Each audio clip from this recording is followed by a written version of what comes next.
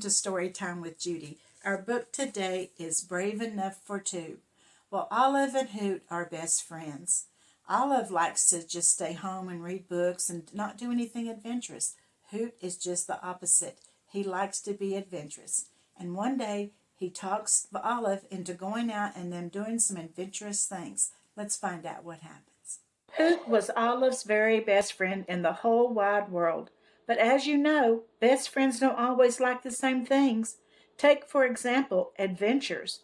Olive preferred the kind found in books. Hoot, on the other hand, well, he preferred something a little different. One day Hoot said, "I've made something special for you, but it could be a small bit scary and a slightly bigger bit adventurous." "You know I don't like adventures," said Olive. "I'm not brave like you." "Don't worry," said Hoot. "I will be brave enough for both of us."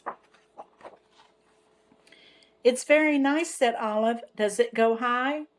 "A little," said Hoot, climbing into the basket. "But not too high," Olive followed after. Up they rose, over rooftops and treetops, till the ground looked like a giant patchwork quilt passing beneath them. "What do you think?" asked Hoot. "I think this is what it's like to be on a cloud," said Olive. "But we've gone way more than a little high." Just then a drop of water landed on her nose. The clouds darkened and thunder cracked with a flash of light. Giant drops poured from the sky. The wind swirled. The basket rocked. "What if the wind blows us far away and we get lost?" cried Olive. Hoot squeezed her hand. "We can never be lost," he said. "So long as I'm here and you're there, and here and there aren't very far apart." All of a sudden the sun poked through the clouds. The wind calmed. "Look," said Hoot. "A rainbow," Olive smiled. Hoot untied the balloons one by one. Lower and lower the basket dropped, till it scraped the ground and toppled over. The pair rolled out, head over bottom, into the patch of grass. "We made it," said Olive in a surprised sort of way. "What should we do now?" "Of course we made it," said Hoot, "and now I have another idea."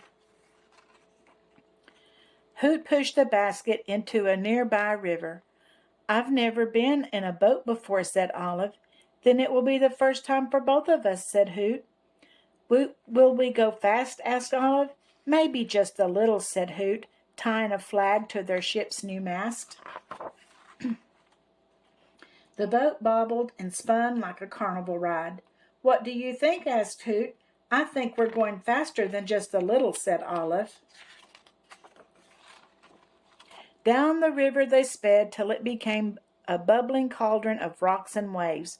"We're going way too fast," cried Olive.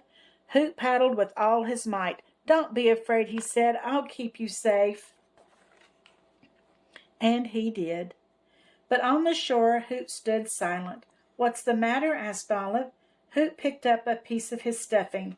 "I'm not feeling all that well." Olive paused, but for a moment, then she said, "Don't worry, Hoot. I'll lead the way back home. I will be brave enough for both of us."